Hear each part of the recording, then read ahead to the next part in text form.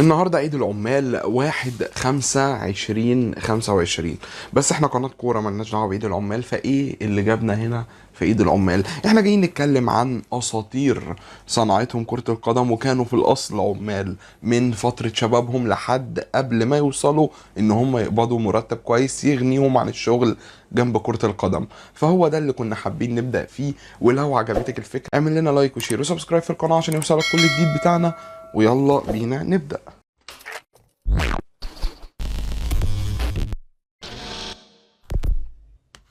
البداية ان احنا هنتكلم شوية عن عيد العمال. ايه هو عيد العمال باختصار شديد، لان دي قناة كورة مش مكان المناسب اللي نتكلم فيه عن موضوع عيد العمال. بس عيد العمال هو عيد بدأ سنة 1869. اما عمال فيلادلفيا اتحدوا معا وعملوا نقابة للعمال لتقليل وقت العمل وزيادة الأجور اللي كان رؤساء العمل بياكلوا حقهم فيها. وده الذكرى 156 على تأسيس أول نقابة عمالية في العالم. فمن هنا بنبدأ فكرتنا. لو لاعبين الكورة قبل ما يلعبوا كورة ويتشهروا كانوا عمال، فيا ترى كانوا شغالين ايه؟ يعني لو جينا فكرنا مثلا في اشهر 10 لعيبه هيجوا في دماغك، كانوا شغالين ايه؟ البدايه مع واحد من اشهر لاعبي العالم ان لم يكن الاشهر، وهو فعلا الاشهر. معانا كريستيانو رونالدو رقم واحد. طبعا انا احط في المرتبه الاولى لان هو الاشهر. كريستيانو رونالدو كان شغال قبل ما يحترف ويلعب كره القدم ويبقى اسمه زاهد وزاهر في كرة القدم، ومعروف جدا كان مجرد جرسون او نادل في مطعم في ماديرا. ده بالنسبة لكريستيانو رونالدو. انما لو جينا بصينا على المركز الثاني هنلاقي معانا لاعب برازيلي موهوب أسطورة ملقب بالجوهرة السوداء. ليه؟ عشان لون بشرته كان أسمر، بس هو مش عارف دي كان نوع من التنمر ولا كان نوع من الحب بالجماهير. وهو بيليه. بيليه كان بدايته كماسح أحذية أساسا قبل ما يجيب للبرازيل 3 كأس عالم، وهو كان ما بيقبضش كويس والحياة مش أحسن حاجة قبل ما يتحول لأسطورة تاريخية وأقوى لاعب في تاريخ البرازيل. هنروح على المركز الثالث على طول ونشوف معانا لعيب اسطوري في قصة كفاحه. بدأ من تحت الصفر حرفيا لحد ما وصل انه بقى هداف البريمير ليج. معانا ومعاكم جيمي فاردي. جيمي فاردي اللي حقق معجزة ليستر. وبالمناسبة لو عايز تعرف كل حاجة على معجزة ليستر احنا كنا اتكلمنا عليها بالتفصيل، هسيب لك لينك الفيديو في الديسكريبشن. جيمي فاردي هداف البريمير ليج. كان بدأ لعب في البريمير ليج وهو 27 سنة اصلا، يعني بدأ كبير، فكان راجل كبير بيشتغل. وكان هو عنده 23 و22 سنة كان شغال في مصنع لتصنيع الجبيرة الطبية اللي الناس بتتجبس فيها، وكان بياخد 30 جنيه استرليني في الأسبوع. وبالمناسبة ده بالنسبة لإنجلترا رقم قليل جدا جدا جدا. اما بقى في المركز الرابع معانا اسطوره افريقيه لعبت في الكاميرون، وكمان لعب في برشلونه وريال مدريد وسامبدوريا. هو طبعا مين؟ صامويل ايتو. هو صامويل ايتو قبل ما يحترف ويبقى اسم مرموق وتاخده أكاديمية ريال مدريد كان مجرد بياع سمك. مش عيب، عادي. كان شغال باليومية في أحد محلات السمك، وكان صنعته هي إنه بيبيع سمك. اما لو رحنا لبعد كده، هو الافريقي الوحيد اللي فاز على الكرة الذهبية. طبعا عرفت، هو جورج وايا الليبيري. جورج وايا رئيس ليبيريا. انت متخيل الفخر؟ رئيس ليبيريا صاحب كرة ذهبية. كان مجرد فني اتصالات في شركة اتصالات ليبيرية. اما الاتصالات دخلت عندهم المنطقة في ليبيريا قبل ما يبقى اسطورة اي سي ميلان واول لاعب افريقي حائز على الكرة الذهبية وكمان رئيس دولة ليبيريا.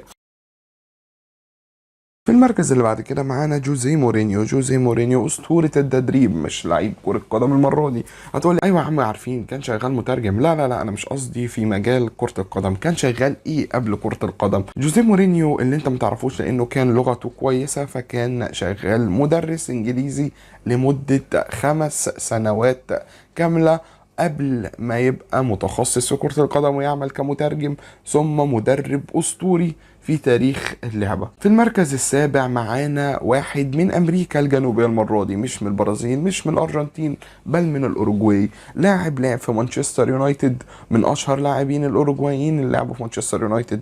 غير كده هو من اساطير باريس سان جيرمان ونابولي. طبعا عرفت ان هو ايدنسون كافاني. ايدنسون كافاني قبل ما يلعب كرة القدم ويبقى مشهور وينتقل الى نادي باليرمو كان مجرد جزار في الاوروغواي.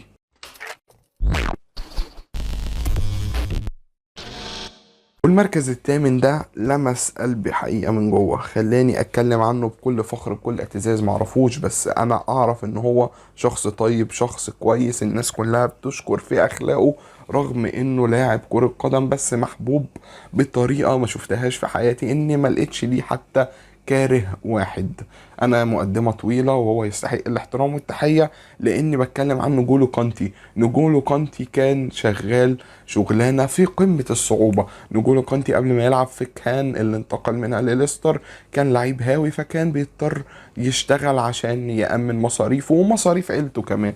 فكان نجولو كانتي شغال جامع قمامة، كان بيلم القمامة او انا اسف في الكلمة الزبالة عشان يقدر يكسب اكل عيشه. شغلانة في قمة الصعوبة وتديله قمة الاعتزاز والفخر والاستحقاق للي هو وصل له دلوقتي من اموال وشهرة وكمان انجازات فرديه وتحقيق شامبيون ليج وكاس عالم.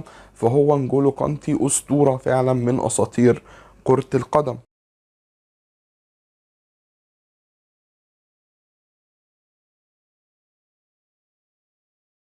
اما في المركز التاسع معانا هو وين روني. وين روني هو اسطورة مانشستر يونايتد واسطورة ايفرتون واسطورة ديربي كاونتي واسطورة منتخب انجلترا، ثاني هدافين منتخب انجلترا بعد هاري كين، ولكنه اول الهدافين في تاريخ مانشستر يونايتد في جميع المسابقات. روني معانا كان شغال بتاع ايس كريم اساسا قبل ما يبقى يحترف في نادي ايفرتون في 2003 قبل ما مانشستر يونايتد يشتريه في 2004. وفي المركز الأخير معانا هو الساحر البرازيلي نيمار. نيمار كان من عيلة فقيرة جدا لدرجة ان هو مرة راح يدفع الكهرباء لقى في تذكرة بتقول لو كسبت ممكن تاخد عربية. هو يعني كان صغير وساذج بس ما كانش معاه فلوس، وكان نفسه يبقى عيلته عندها عربية عشان يوفر لهم شوية حاجة كريمة يبيعوا العربية ويشتغلوا كويس. فما جاب التذكرة دي أبوه قعد يضربه ويزعق له ويقول له دي فلوس الكهرباء. فتاني يوم صحي لقى عربية فخمة جدا ففرح وقال له بص يا بابا كسبنا. طلعوا عيني ما كسبوش والكهرباء قطعت عليهم ولا حاجة. المهم ان كان ظروف نيمار جونيور كانت صعبة جدا لدرجة ان هو برضه كان بياع ايس كريم بالصدفة البحتة زيه زي روني. وقبل ما يلعب كورة ويتشهر ويبقى من أساطير كرة القدم عموما، وواحد من اللي حققوا الكوبا أمريكا مع منتخب البرازيل، ومساهم في أكتر من 500 جون في مسيرته الطويلة اللي بيتخللها إصابات كتير. بس ده مش موضوعنا، ودول كانوا أشهر 10 لعيبة معانا في عيد العمال، ودي كانت فكرة بنحاول نقدمها كنوع من التغيير في القناة. فلو عجبتك الفكرة ما تنساش تعمل لنا لايك وشير وسبسكرايب في القناة عشان يوصلك كل جديد. والسلام عليكم.